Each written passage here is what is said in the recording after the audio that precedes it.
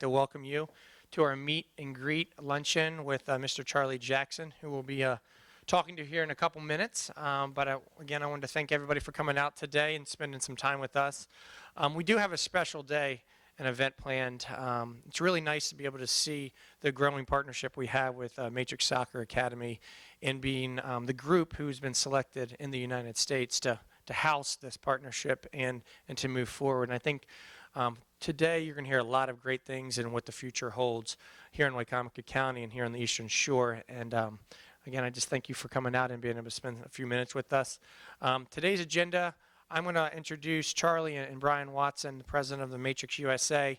They're going to speak for a few minutes. We have a slideshow that we'll reference, but then we're going to have kind of a Q&A after that. So if you have some questions, write them down. We'll get to that. Charlie is English, so if you can't understand what he's saying, join the crowd. But we should have a good time with it. So without further ado, I'd like to turn it over to Brian Watson.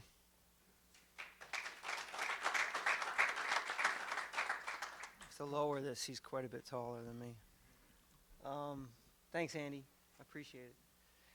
This is really an exciting time for us. I know it's the beginning of something, but as is the case with things like this, it's kind of the proverbial tip of the iceberg, if you will. And I thought it would be prudent to take a step back and kind of explain how we've gotten to this moment and what the process has been to get here, because it's important to understand what it's all about by doing that.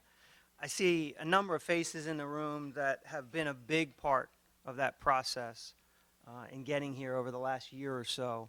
And it's overwhelming for Charlie and I to have you here today, and greatly appreciate you taking the time out of your day to join us.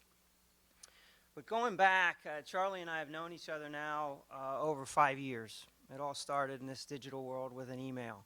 I don't know how many of you have had the fortunate experience in life to be really passionate about something, but not quite sure how to articulate it or how to put it in a format that can be replicated.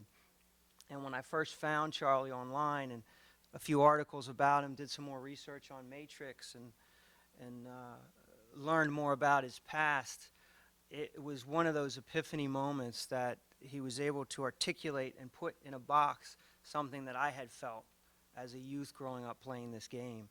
And I thought, this is it. This is how you develop not only footballers, but how you develop leaders and citizens. And that spearheaded really the process of trying to get to know him. And there's one person that I really have to reach out and thank who couldn't be here today, and that's the Dane Janice Fries. I don't know if any of you know Janice. He founded Skype, because if it wasn't for Skype, there's no doubt we wouldn't be here today, because I'm still convinced that Charlie thinks email is actually a file sharing tool, not a communication tool. He's not the best at writing, which in all honesty has been a big part of how we've been able to develop this. Over that 5-year period, we've talked a lot of football. There's no two ways about it. But in that process, we've created a kinship, a friendship that goes beyond mates and really is a brotherhood, if you will. And living across oceans, it would be hard to have been able to develop that relationship that goes deeper than football. I mean, we've experienced, both of us, personal and professional things that happen in life and been able to share that process. And I bring that up because it's very important where we sit today that we've had that experience, that relationship, that trust that kind of brings us to this moment. Through that process, a year ago, we were able to offer the first camp here in Wicomico County. We had a week-long camp, had over 100 participants, very successful. This year, we're doing 2 weeks. And in between that, I had an opportunity at the end of October, early November, to visit Charlie in England for 2 weeks and stay with his lovely family as one of theirs. They took care of me like I was a son or a brother or something like that. And aside from Ben licking my head on a daily basis, that's their dog, yeah. I was amazed at what he could pack in an itinerary in 2 weeks. What I experienced in that 2-week period was simply amazing. I got to experience recreational level kids and coaches be coached by Charlie in the Matrix way, academy players at the highest level, and international players. I got to see matches at several levels, from Manchester City to Blackburn and even lower, and then also experience some of the beautiful countryside in that area of England. The football museum in Manchester, the history of the game that we lack here. So it's part of the process that we're going to unveil to participants of the program as well. There's trips to England and things of that nature that we have in plan. So that brings us to this point today, and I know there are three pressing questions that most people have. Well, what is Matrix? Why is it better? Why is it a better way to develop footballers? Second is why Wicomico County? I mean, this guy is inundated with emails on a weekly basis from around the world, literally, since then and to this day. So there's no shortage of opportunities to take Matrix other places, and that is in the discussion. But I'm gonna let him handle that question because I live here, so I have obvious reasons. And then the third one is, how does it really apply to a recreational construct? How does it apply to the mission of Wicomico County and serving the needs of players in this area? I want to try and be brief about Matrix because I can get carried away. And you've probably seen through some of the slides and the different literature we have, it's a unique program. I guess you're upwards of 50,000 progressive variations on drills. But to try and put it in a box, it's a high contextual learning experience, which some of the educators in the room will recognize. It's applicable to the game, but it's also applicable to life. The kids are pushed to learn from a mental perspective how to lead themselves through drills. So it's peer-led. You take a child that does well in a segment here, you pluck them and put them over here, and they're charged with leading that group. So the leadership skills come to the forefront through the process. I think one of the first things that I witnessed, and I forget the lad's name, he was an under-8 player at Blackburn at the time. They used some technology. This child, he was 7 or 8 years old, I guess then, in a 20-minute drill, was able to complete 180 passes, run 1.7 miles, and do 40 moves on an opponent. And when you take that in comparison to a traditional drill, you've probably seen a quote up here by the author Dan Coyle, who they've had correspondence with, author of the Talent Code. It's very difficult to take the level of learning that happens in a matrix environment and duplicate it in a traditional way of coaching. And that application to the real world is what makes it special for me. And I'll let him describe it in his own words. But as far as how it reaches to the recreational component, I always go back to things Andy has said through our various conversations, that recreational doesn't need to mean poor. And there has to be a grassroots effort to develop the top end of the line. I personally have, because of my personal story, have a penchant for that kid that really shows that passion, that watches games on TV, that buys the kits in the store, that goes in the backyard and trains and wants to be better, that child needs the opportunity as well. And then it starts somewhere. You have to start at the younger ages and develop them right, give them an experience that's going to allow some of those to come to that next level. So those are my feelings on those questions. I'm sure Charlie will address them as well. But to give you just a little background on him, for those that don't know, he's coached at the #1 sports brand in the world year after year, and Forbes research on that. The most valuable sports brand in Manchester United. Second is typically the New York Yankees. So that gives you kind of a barometer. Left Manchester United, some people thought crazily, for a smaller club in Blackburn to experience that. And now he currently works with the largest club in the world, Manchester City, which just opened the best academy in the world. I think that's fair to say. I don't know that anybody would argue against that. And also works for his his native country, Scotland, and developing international players and coaches. So, without further ado, Charlie Jackson.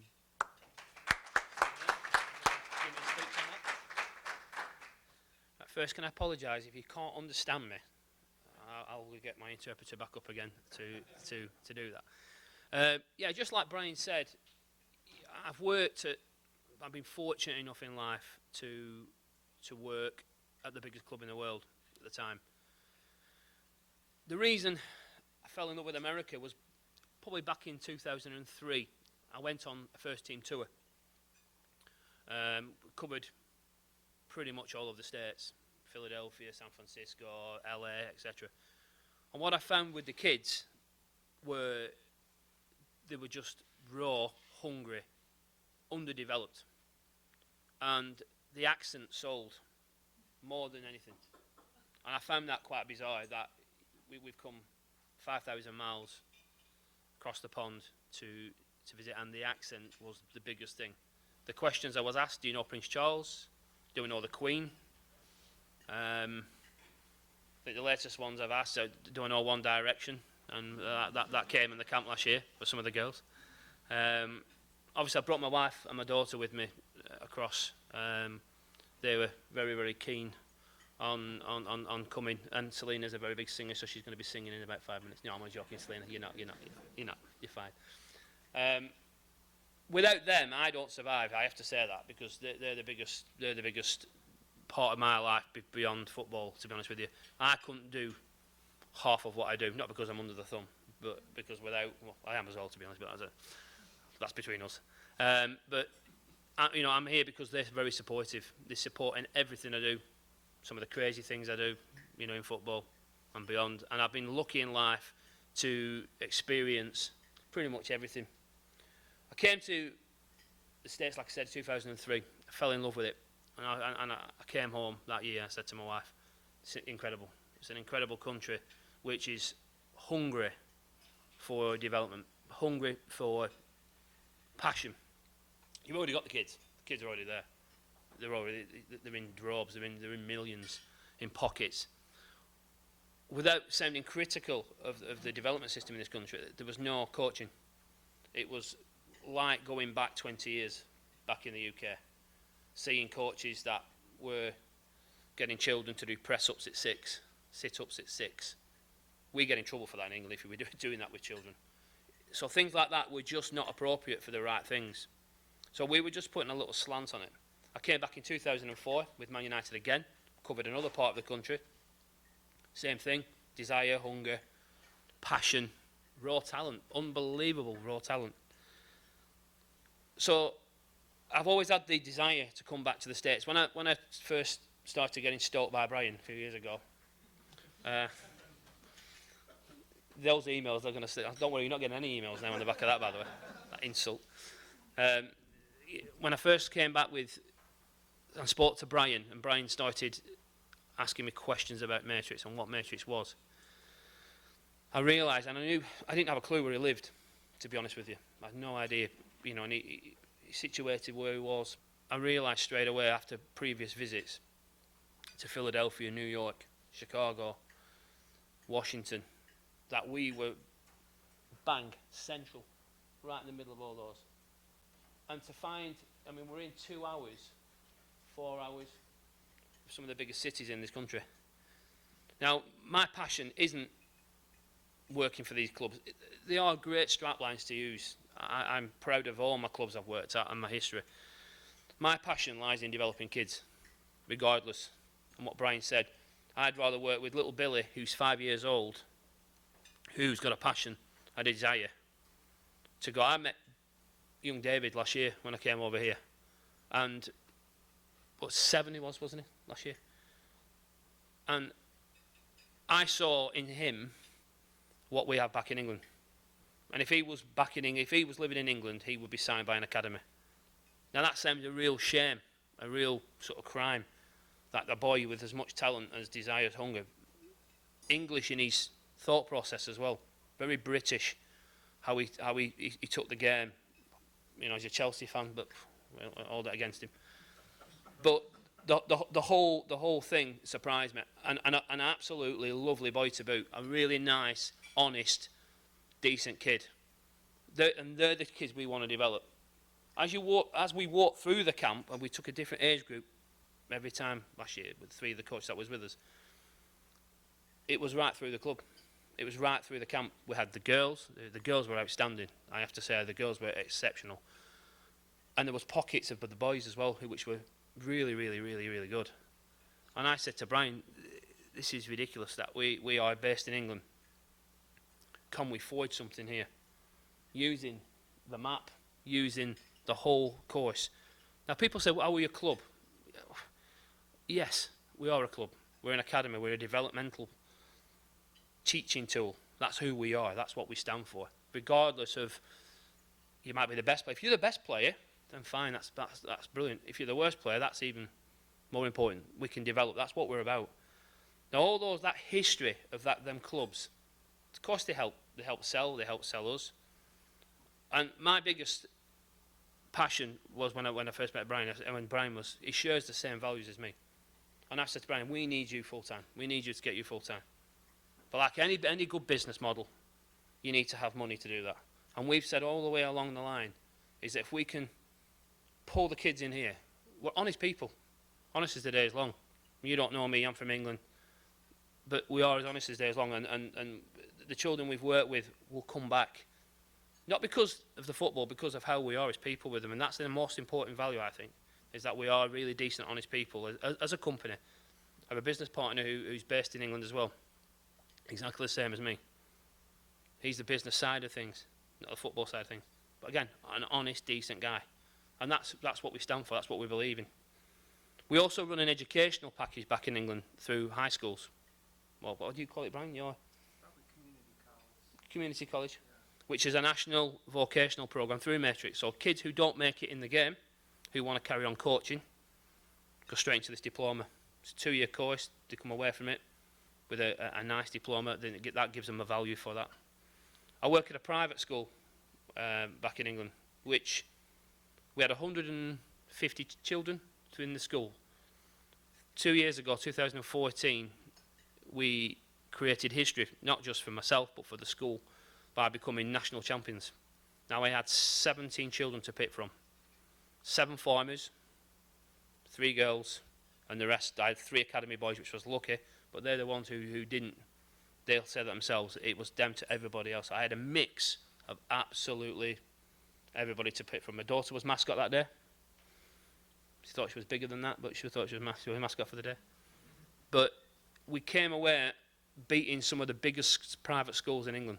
So you've got the Eatons, who are based in London, big schools. Haridians, which Jose Mourinho's son goes to, and I was it was a quarter final when we played one of these teams, and Jose Mourinho was a distance away from me, and he was helping run the team that day for them, and we won 2-0.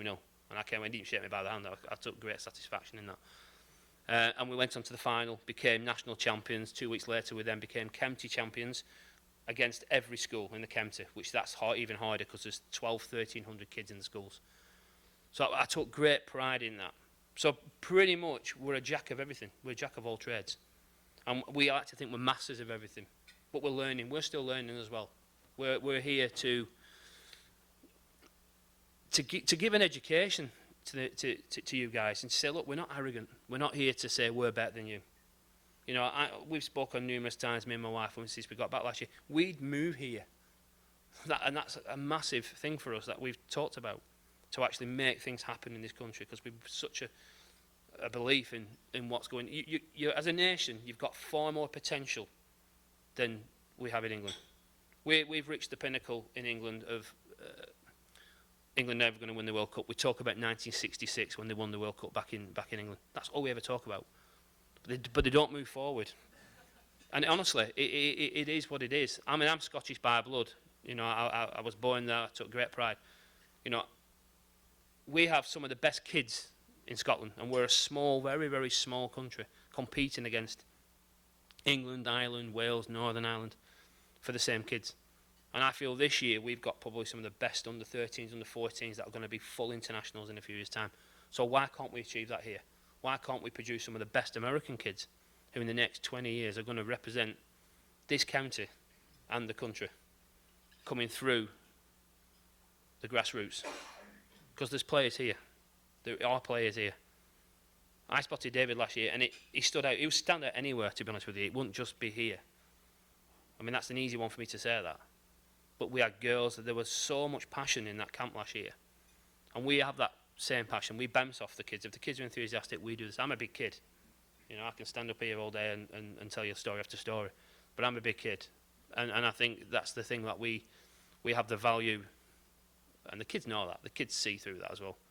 The kids know our sense of humour is a little bit different. It's a bit dry compared to some of the coaches they've been used to here. But that's our passion. We want to make it work here.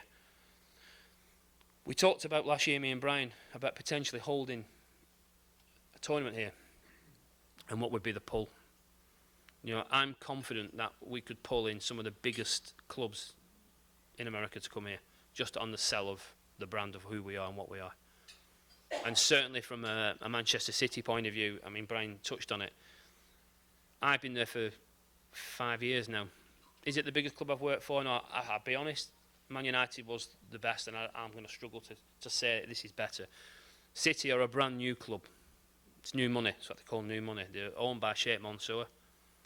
They've just spent £220 million on a brand new training facility for the kids, which the first team share, and they make that point known. They share with the kids. So you've got Sergio Aguero, you've got all the first team players mixing with the kids. That's never been known before, where you can pass each other in the corridor, and it is what it is. I mean, we were down in November when it first opened, and Argentina were training there. They were playing Portugal in a friendly, and Paul, who works with us, said, Lionel Messi's over there. I thought he was pulling my leg, and Lionel Messi was actually training on the next pitch with Argentina. And they were just walking down the corridor, and the kids are blasé about it. They walk past each other and they're not bothered about the players. So that's created a really good, unified club. And Etihad is Arabic for United. So, I mean, Man United don't like that, but that's the sponsorship on the shirts is Etihad. The new facility is called the Etihad Campus, which is the United camp, which Man United don't like. But the facilities are incredible. The best I've ever seen, and I've been fortunate to travel. I was in Qatar this year. They've got a place called Aspire Academy, and that's just run for the Qatarians. Very similar to what we want to do here, the belief, but it's only for Qatarians, which are quite indulged children, quite spoilt kids. So it's not selected on talent based, it's based upon whether you can afford, if your parents in the A list of oil in the area, then they'll send the kids there. Now, that's a great facility, but City's is just incredible. I've never seen a facility like that. So as a club, we're a new club with no history. I find this year we've got some of the best players. I was saying Brian on the way here when he picked me up yesterday that no club wants to play City in the academy. The reason being, we steal the kids because they want to come to the club. They play at the club, see the facility and think, wow, I want to come here. So the clubs don't want to play us anymore. So we're playing against grassroots teams now because nobody wants to play us. And that's just the nature of the beast. That's what we've become. So as a club, it's huge. Is it the biggest? We've got a long way to catch up Man United, in my opinion. But we're a fantastic club. And the club have come a long way in 2 or 3 years. I think the academy is the best academy in the world. I think the first team are getting close to that. But the academy is the best academy in the world. And I'm very fortunate to have a part in that, as small as it is. I run a region near where I live, which I control the whole region of developing kids for City for that area. Myself and Paul, we control that area as we do for Scotland. We're the only English centre out of the country, and we're based near Manchester to take all the English, Scottish kids away from England. It's like a war again. It's like going back to Braveheart days. But we try and do things right. You know, we have children that, you know, from a matrix point of view, have come through. That slide there, guys, is pretty much, there's 10 professional footballers. There's one that's off there, is a guy called Brandon Manzanelli. Now, Brandon was a kid. It's a story in itself, this, by the way. I was in St. Louis, Missouri, with Man United in 2004. And I saw this kid. Looked like Ronaldo, to be honest with you. He's got everything going for him. He had the looks, the charm. But he had a pain in the arse mum who was just persistent in telling you how good her son was. I didn't have to be told. I could see this kid was a standout kid. He was outstanding. I took his name. Obviously, there's visa issues with coming to the UK, playing, etc., etc., as you guys have it here as well. So it was about 2 years, 18 months later, I get a call from the mum. I'm in England. It was absolutely, I remember the day, it was raining, typical of English weather. It was raining really, really hard. I took the call and I said to my wife, Brandon's in the country. Within half an hour, he's at our door. You know, we come to England, we want trials, we want trials, we want trials. We were we were filming a DVD with UEFA in May of that year, and we introduced him to the Matrix, as he was a great player. Threw him, and on the back of that, he was signed for Villarreal in Spain. So 1 week he's training with us. The following week he's taking free kits with Riquelme, who's an Argentinian legend back in Villarreal. So that story was fantastic. And through visa issues, he couldn't stay at Villarreal because he had Italian blood, but the bloodline stopped. For some reason, I think his mum stopped that bloodline after he split up with the dad. So he ended up going back to the States, play for New England Revolution. He got 1 cap for the under-18s, and then lost his way a little bit. But I still say to this day, he's the most talented player I have ever seen. Then last week, I was sent a link, which I sent to Brian, which is quite funny, have you heard of Little Mix, the pop group here? No? Big English girls band.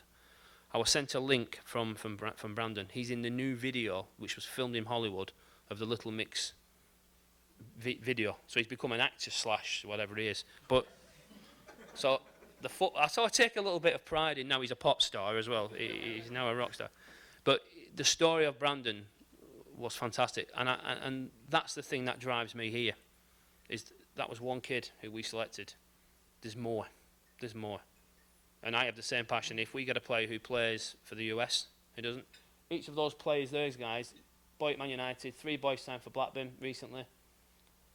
The guy there on the left with the FA Youth Cup, John Corfey, the boy who's with Raheem Sterling, Adam Henley first team, Liam Grimshaw, reserve team captain at Manchester United, Dominic, the yellow shirt, is at Burton, and the boy at the back is just signed for Aston Villa, a boy called Niall Mason, and then Brandon, who we couldn't fit his head on there because it was big. So, but the whole that's in 8 years. That's 8 years we've got professional players. We've got 88 boys currently at academies from Man United, Liverpool, City, Blackburn, etc. All come through the system. And we've got numerous children. We've got Risha. Now, Risha's a story. Risha Barron is a teacher who's now, I think she's based in Kansas. Moved over here, studied over here. What a player she is. She's the best player I've ever worked with. Unbelievable talent. And she undersells herself, lacks in confidence. English girl, but based on, and they love her over here. Absolutely love her over here. So we can export out. So the relationship we want to build here is to export and import. So we can do both. And as Brian touched on earlier, we've got a fantastic, what I crammed in for 2 weeks to Brian. He didn't sleep for 2 weeks, literally.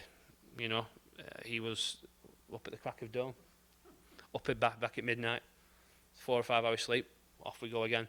But I wanted him to cram in an experience as much as he possibly could to take back and share with you guys and say, look, this is what we can offer.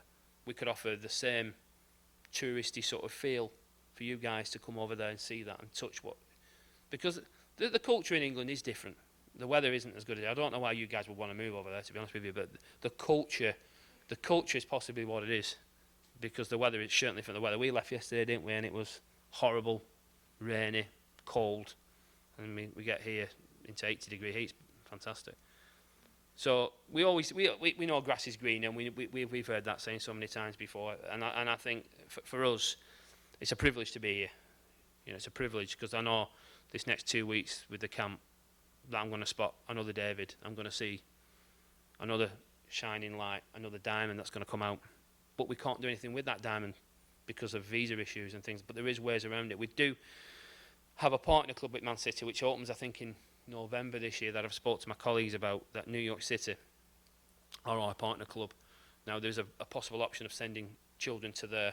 We've also got a link with DC United and also Philadelphia Union as well.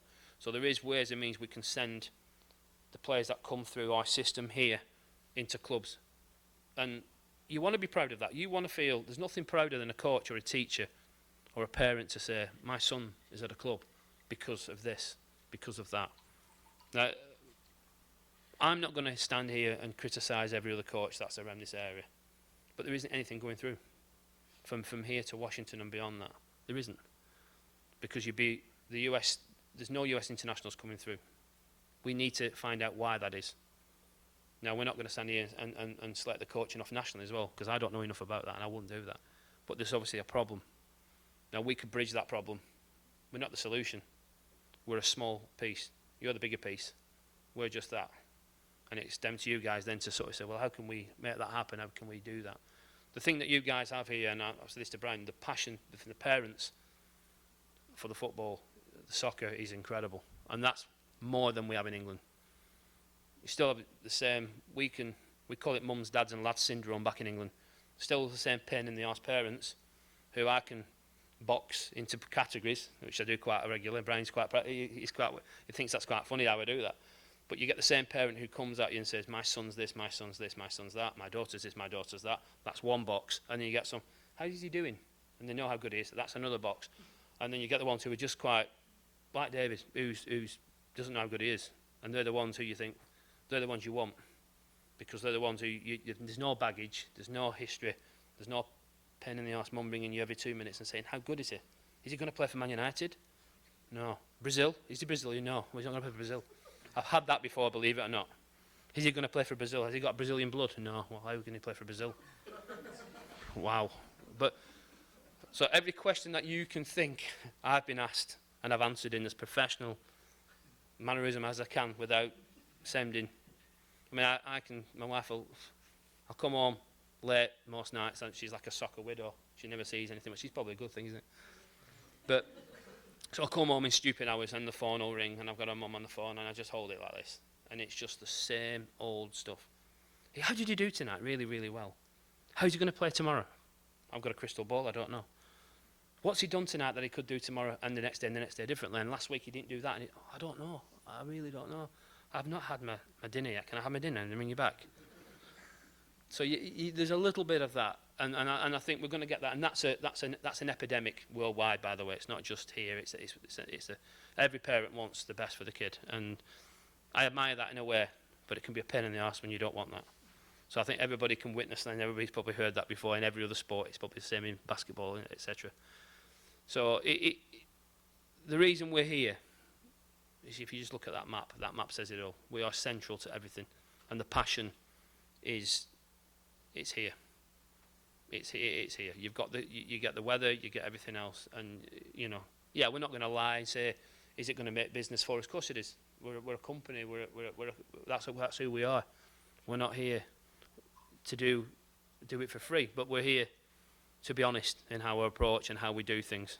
And we've seen English companies come here similar to ourselves, and they've probably stitched you up in terms of the camps and what they do. And you get some good companies who will follow that up, and they've followed a bad company, and I speak to them regularly. But we don't want to be encompassed in that. We want to be us. Brian touched on it earlier. Why Matrix? Why not? It's scientifically proven. We have a gentleman back at Man United who's the first team sports scientist, Tony Strudwick. He's, in my opinion, he's a genius. He's a fitness coach. He's one of the best I've ever seen. I worked with him at Blackburn. He spent 9 months with me studying what we're doing, and then wrote a long, lengthy dissertation on what we did. Now, that's the best thing I have said about me as a product. It says everything, exactly what Matrix is. It is, somebody said to me the other week, it's a circus sideline. I told Brian this actually. It was a fellow coach said to me, it's a circus sideline. Don't do this, it doesn't do that. So I sat with him and I said, look, this is what we do, this is what you do. And within 5 minutes, his argument was lost because he didn't get it. He couldn't match it up. Then he conceded, yes, I totally agree. So it's educating people as well on what we do. It is hard. It's very high contextual. We start off very low contextual by giving the babies of what we call the 5 and 6 year olds. So for terminology, there's babies, it's the 5 and 6 year olds.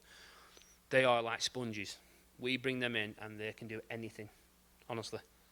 You can see something it grows in front of your eyes. You think, how the hell can that child do that? And within 5 minutes, because we're challenging, we're pushing them beyond boundaries, beyond levels they don't think they're capable of doing. But again, that's down to the cell of the coach. It's down to how you push. I touched earlier about press-ups and sit-ups. These kids aren't physically formed. The bodies are growing, the muscles are growing. Why would you do press-ups and sit-ups? They're growing. So we used the warm-up time, as we call it, into ball work. Everything's done ball, ball, ball, ball, ball. So the touches, Brian touched on earlier, an average 20, 25-minute session. Short and snappy, very eye contactual. It's about 500 touches, 1.3, 1.4 miles. We use all the heart monitors, we use all modern technology. We use everything we can. We've been using drone cameras to film above so parents can see it. We've used GoPro cameras attached to the child's chest so that you can see it we've used glasses so that you can see from an iPad what they see. It's incredible when you see it from that perspective, because you see the kids working, you hear the heavy breathing, you hear the communication going on between them. It's a very, very social, evolving tool as well as Matrix. It encompasses talk, chat, which you don't see. And you see a 5 and 6 year old shouting his name, yes Billy, I want it, yes, and it's there. So they've got all the body language, the whole setting is there, and that's through Matrix. But it is, without sounding, I think it's the best, and I'm going to say that because it's me. But I, if something was better, I'd use it. I promise I would use it, because I'm a coach. I'm what Brian said. I'm hungry to get better. So if something else was there, I'd use it. No doubt about that. And we push everything. Like Brian touched about Daniel Coyle. We sent Daniel Coyle the video and some transcripts, and he sent one thing back saying, wow. And this is a guy who's the best-selling book in the world as a talent code. And if you haven't read the talent code, read it. It's an unbelievably good read. All the things I'm talking to you about now will be self-explanatory in terminology you can understand rather than English. But you can see that, you know, we're all very passionate about what we do. Brian trying to sell the products in his way. Paul will do it in his way.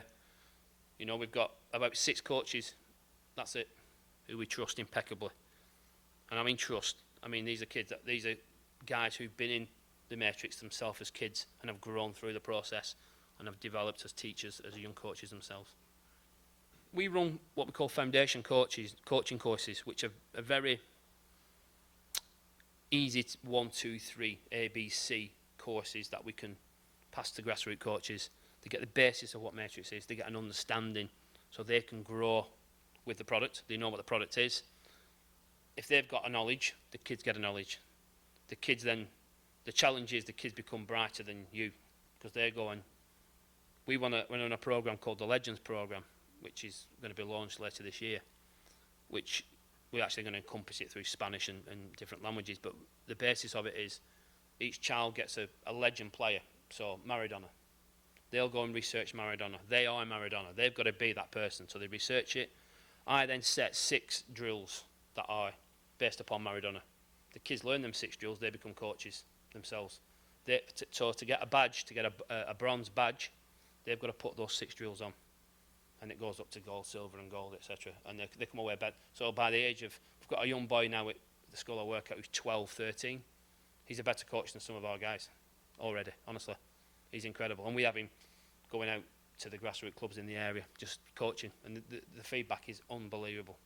Unbelievable. And that's something I didn't envisage of doing that. I thought, well, you know, the younger coaches, the better. So we get him criminally checked, so he goes that he can go and coach. He's fine. He's off he goes. So so the courses are what they are, and that's the biggest part of it. Because if you've got the kids who are learning, the coaches want to get better, because you don't want a 13-year-old smart-ass kid telling you that it's wrong. And so your knowledge, then your hunger, your thirst has got to be meeting the demands of the child. As the drills, we work in shapes. We work in triangles, diamonds, and squares. That's us. But that's the primary shapes you were using again. We don't fill the kids' heads with tactical knowledge. They don't need to know that. Tactical comes 14, 15. That's what we call the golden years of learning, are 6 to 12. Well, it's actually not. It's probably 4 to 12. We focus all our time on technical. They get 5 mastery tricks. They've got stop turn, drag back, Cruyff, a Clive at turn, and step over turn. They're the 5 turns, those 5. They're the very simple turns. We've got about 50. So that's the first 5. Those 5 turns are then worked into a little drill, passing drill, where we start to merge the drill. And then we leave it to the kids. How it becomes peer-led is because the kids have got to understand there's a timing to everything. That peer-led activity is then transferred into the game. You want to see it in the game. It's unbelievable. We put conditions in the game, and Brian saw that, I think, when he was over there. We put 4 passes and a goal in the game. The kids can do 100 passes in before they score. It's just teasing, tick, from both back. But it's actually embarrassing if you're playing against them, honestly. And you saw that a few times when you were there. You know, we had a coaching day when Brian was there on the Sunday, and we put these are coaches who've never seen this before, and we put them against the kids. So we had these are 8, 9-year-old kids against adults. It was embarrassing, wasn't it? It was just embarrassing. They couldn't get the ball off them from back to front, because they've had 8, 9 months of conditioned coaching. That condition becomes a learning process, becomes a natural process. It becomes stamped in the imprint, and it becomes then when it comes to the game becomes the learner. The learner becomes the child. The teaching of the games becomes easy, and it all comes through very, very basic understanding. About 4 or 5 months ago, we brought a guest into school who was a guy who lived quite close to us in Blackpool, who was through a friend of a teacher who came in. The only thing I knew, he was disabled. That's all I knew. So the rules were we had to go upstairs into the viewing gallery and watch this guy doing kick-ups. I've never seen this guy ball juggle as good as this. It was about 23, 24. Then we took him down. He was totally blind, but he worked with a ball with a bell in it. And it was just incredible to watch it. And then the reason I'm bringing this guy in, because he's impaired. He based everything on his ears. Didn't obviously have no sight, ears, the speed of the ball, of the air going past him, just anything. So I said to the kids, you've got all your faculties in place, everything. You're seeing a guy there, he's genius, honestly, it's incredible. But the kids thought, oh, how good is this kid? Until they saw him, he was blind. So the whole pattern of their changing, thought, well, he's blind, he can do that. For 2 weeks after that, we put the same sessions on that we've done before. These kids worked it 20% faster because they saw this kid and thought, we can do that, we're already doing it. And it makes them, so we do bring in those types of people in to actually say, listen, you can do it. And sometimes it's not me, it's motivating them. They motivate themselves through people like that. So we try, and the peer-led stuff has to come from them. When you get kids ringing up, what's the session? Oh, give them the kids. That was one we did last week before we broke up from school. That was an interesting one. Homework was to work out a session that was a shooting session with a passing session in the middle. Really quite complex. 14-year-old kids. And there was 8 kids tasked with half and half. I didn't tell them who was doing half and half. They had to work that themselves. They put themselves into groups. They were on Skype. They were designing the sessions on Skype. They were sending it by email. They can send emails. JPEGs. So, and by the following day, it was outstanding. And they did that themselves. I just give them the rules. They had to put themselves into groups. But it's quite interesting, the groups, because I put some of the lesser confident children with the stronger confident children, with the 3 boys that you saw earlier on there. They're the confident players, and I mixed them up, and they actually went with some of the weaker kids, and the weaker kids led them, which was impressive to see. So they become leaders themselves. So it's just about how you task it. So it's a really good question, that, because I think the coaches are so important. You're the teachers of the game. And there's so many bad things and good things. We're not the Holy Grail. I am not standing here and thinking we are the Holy Grail. We're not. We are only that. You guys are that. But it's got to come from you. It's got to come from you. You want to be the best you can be. I can't see anybody sat in this room will say, well, in anything you do in life, you want to give it your worst shot. You want to give it your best shot. But you've got to be equipped, and don't be scared to do anything. I mean, we spend hours upon hour upon hour. I mean, I've got Paul who works with, he's 56, and we do a thing with the kids to get balance and core stability on a tightrope, sticking the ball on his head like this. Now, I've got kids at 7 who can do it. Paul's 57, still can't do it. But he's not bothered to make a fool of himself in front of a kid to do that. He makes a fool of himself anyway, but he'll stand and do that all day. And on the Thursday of last week, was it Tuesday, sorry, the Tuesday of last week, he actually did it for 10 seconds. And some kid's videoing him like this. And the video didn't work. He was devastated. So he's kicking a cat. But the thing is, that's the thing. You shouldn't be scared of making a fool of yourself. That's a big part of coaching and learning, in teaching and in life, I think. Back in England, we charge roughly a grassroots team. If you went for a coaching session with the grassroots team and you're going one, it would be about £100 a month. That's equivalent of $180. Now, Brian said that was quite high. In Missouri, in St. Louis, there's a team over there called Scott Gallagher. Now, that's quite an affluent area where they are. They charge $700 a month per child. Per child, that's ridiculous. Now, if we were doing that, we'd be millionaires, and we couldn't do that. So I've asked Brian to come up with a fee of around about $100 per child to be part of the development group, with 1 to 2 sessions a week, plus games and whatever else we can do. We wanted to merge with teams here. Now, that didn't happen.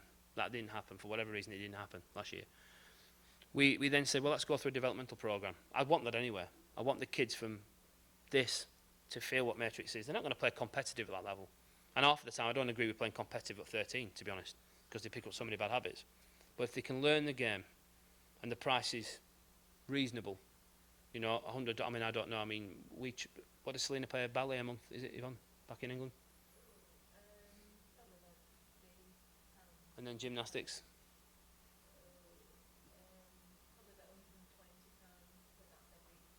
Every 2 months. So it's really competitive to what we charge back in England. In fact, we're probably reducing it, to be honest, to make it happen here. But it'd be roughly about $100 would be a fair figure. Yeah, and that's the Select program, and that's part of the reason we wanted the partnership, is to be able to offer it to a wider spectrum. Obviously, that's not a figure you're going to have everybody introduced to the game. You see, within that, sorry, Brian, within that, there'd be me flying over regular times. That cost would be part of that, of me flying here, coaching the coaches. That's part of it. We want these coaches, we want to leave a legacy. And the eventuality, long term, if it's big and it's huge here, then it's a consideration, do I move here to make it happen? You know, and I think, but the main objective is to get the coaches trained here, me, my coaches flying over a regular basis, doing the in-service, doing the CPD, getting the kids up to the standard of where we feel is happy. One thing, I'm not going to stand here and lie to you, we want kids to experience the best experience. Now, if those kids are good enough to go to an MLS academy, we want to become an academy outfit ourselves and compete at under 14s. In order to do that, we need to have the right calibre of children, we need to have the right calibre of finance behind us to do that. And then that's why the fee, I think, is reasonable compared to competitors elsewhere. Philadelphia Union have a feeder club feed into them. It's $350 a month because of just the link to Philadelphia Union, which is not even an official link, I believe. So, I mean, the attachments we have with City, Scotland, UEFA, etc., we could probably charge treble that, but we're not going to do that. We want it to be competitive and reasonable, to give everybody that chance, like Brian said, every kid. We've partnered with you guys this fall to do, there's 3 different options, really.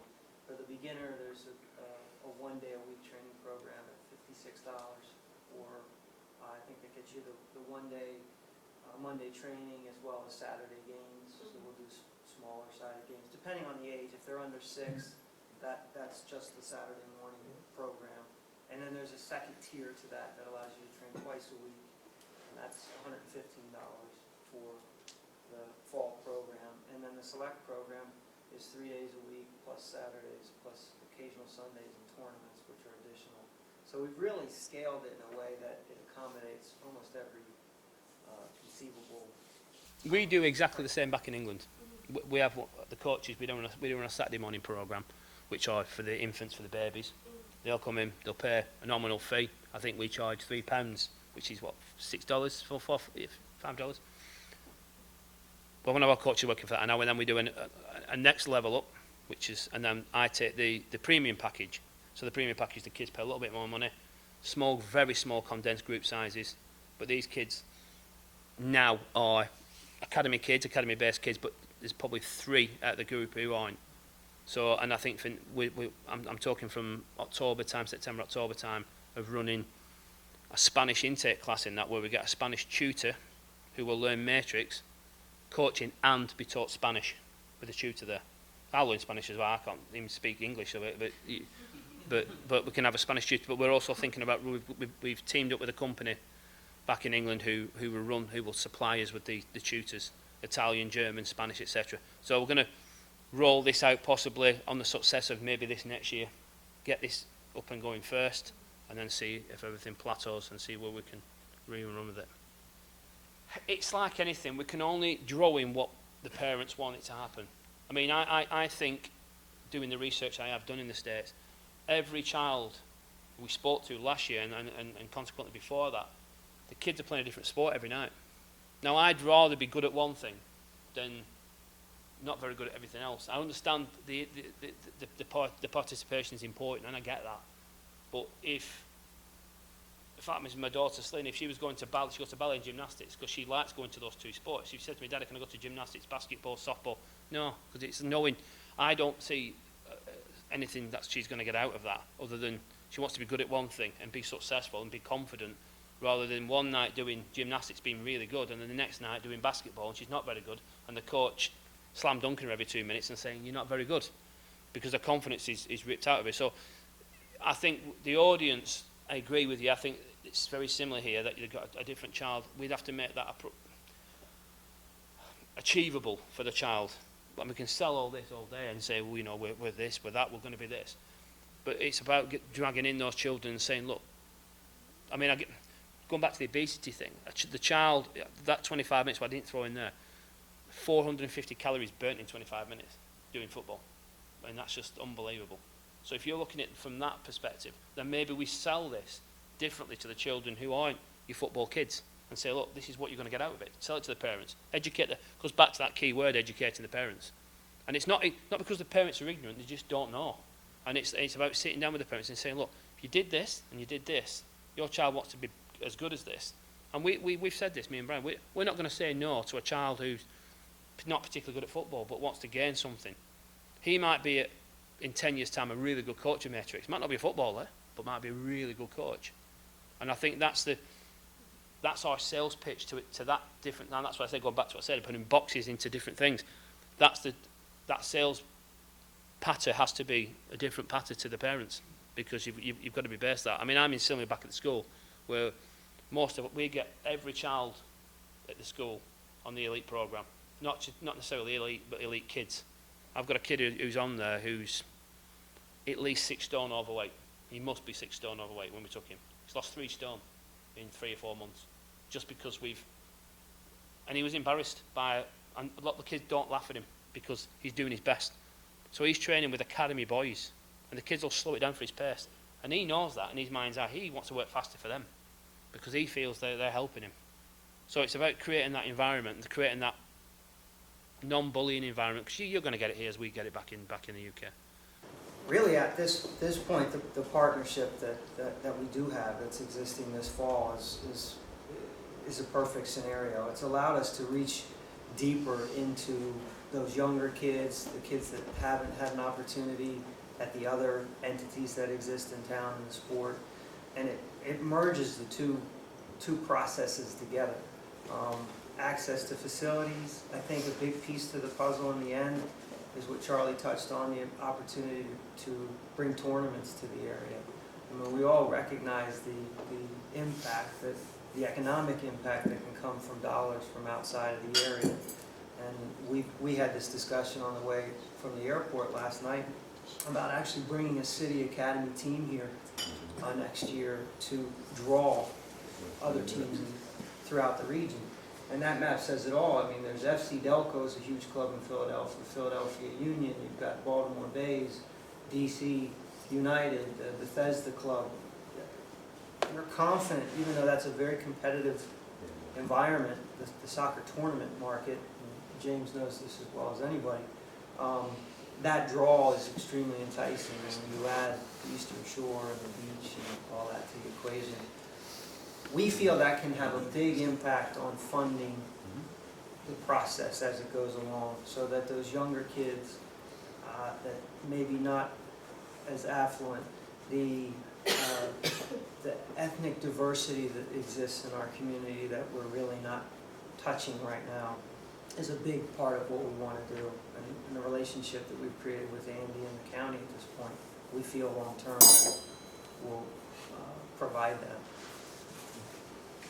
Matrix is done in we have a sports hall, 3G AstroTurf, and the space we need, we don't need any space. We work in small groups, so we're not asking for 20 acres of land.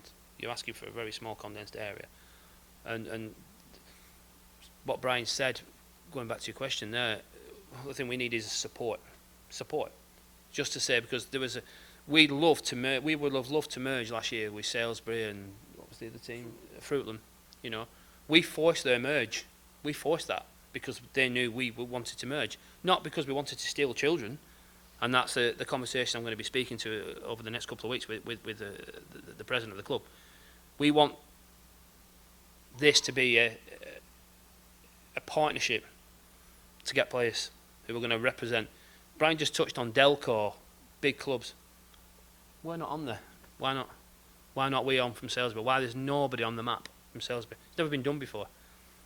So let's be pioneers. Like, can we not pioneer something that is unique, that has a record of producing players? We can produce players. It doesn't matter where I go, I can produce players. I'm confident in the ability of the product, the people that work for me, work with me, that to get this next out. We will get players. We will get players. And if you, in 20 years' time, we could be sat in this same meeting as a celebration meeting with a player who's played his first USA game and stood up here doing the conversation. And that's the dream that I dream for. Financial, yes, I'm not going to lie. Of course we do. Everybody needs money. But the bigger picture is a player who can go on and can represent his country and stand in front of you here in 20 years' time, and he's from here, and he's come through this product that all you have imparted your first day on today. And that's the dream. That's what I do every day for. That's the drive for me. That's the adrenaline, is to see those players, like, to meet the pros, is incredible.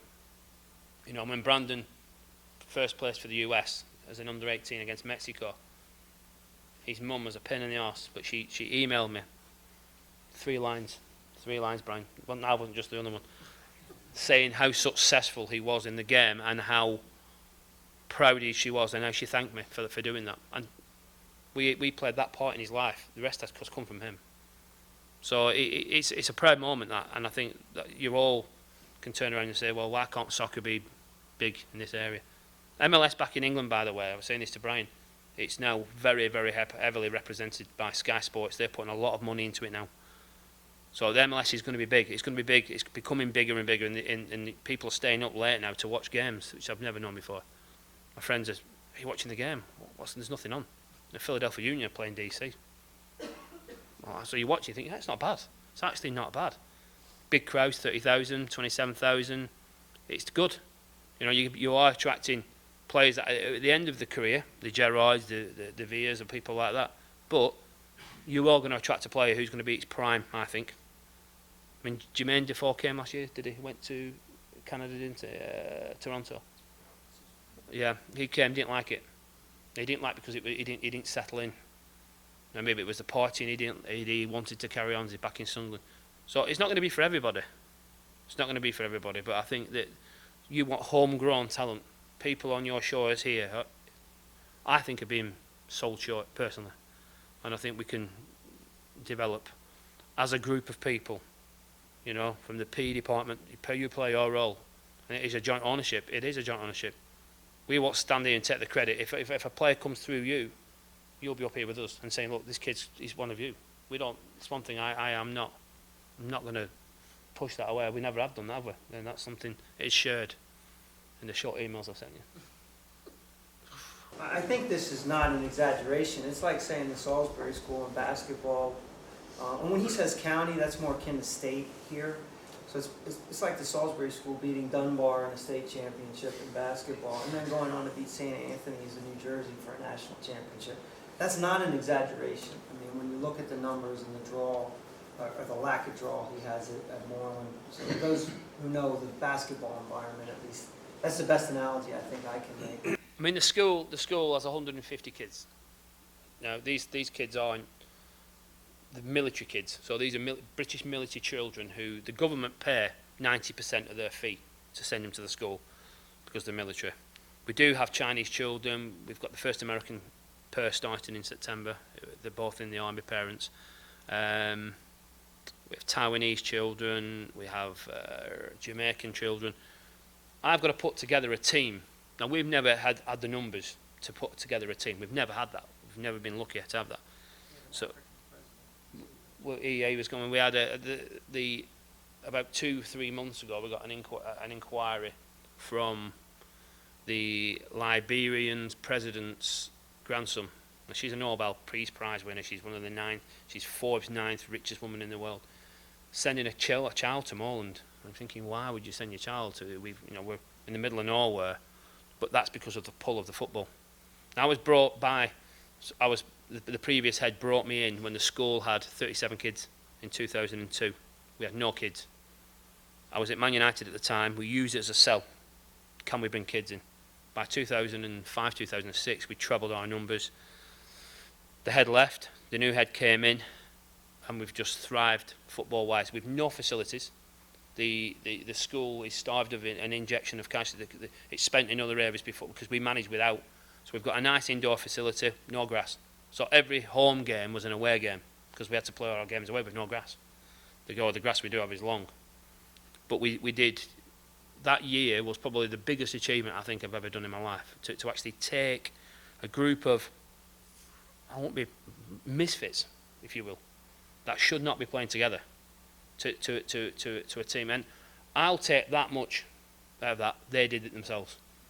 They worked together. They were relentless. They were coming in on the days off. I mean, I remember the week we were off in Easter. The kids all came in on the day off in school to train. And they still didn't think they were going to win. We're not going to win, sir. We're not going to win. We're not going to win. You're going to win. You'll be fine. You'll be fine. And then we won the final 2-0. And like I say, it's the biggest thing we've ever done. And we were so much up against it because of bureaucratic nonsense. We're a small school against big, huge private schools who have got money to burn, millions and millions of pounds. We haven't got anything. We're just a small school. We were like the hobos of private schools, honestly, we were. And against some of the most... These kids had royalty going to the schools. We played I remember the semi-final, it was a castle. We played in a castle. And our headmaster came, and he went, wow, it's a castle. Oh, you're on the pitch 35 down there. Pitch 35? We haven't got pitch 1. They've got a golf course, an indoor-outdoor pool. They've got archery going on. You've got these guys fencing, and I'm thinking, what have we got? So we won. We beat them 4-2, and then the final, and then we won the final. Just incredible. And that was history right in the making. So, in terms of the small, I know we can achieve it. I know there's talent here. I saw enough last year, to be honest with you. Listen, I'm honest. I won't be back this year if there wasn't. Because I do think there's something here that's a pulse that just needs to be tapped into. But like I say, it's a huge achievement, and I think that definitely can be replicated in all the schools in this area. I think you've just got to sell it. You've just got to have a bit of belief, and I think that's the way we are. I hate losing. Not I won't batter a kid or smash a kid if we did lose, by the way. But I just don't like losing against people who are in your face telling them how good they are. We are like the Rocky Balboa of football, really. Every time we're up against it, but we'll come out and we'll fight, we'll push, and we'll come through it. But the boys play football. They will not go out and get beat or win playing a long ball. Keeper kicks it. We'd never ever do that. I'd take the keeper off if he did that. We play the same way. It's a fashion, it's a philosophy, it's a belief. And I'd rather go out and get beat 5-0 playing that way than go out and winning and doing it the other way. We've been really, really lucky. I mean, I complained. I got sent off in the final. I was sent behind the dugout because I was complaining.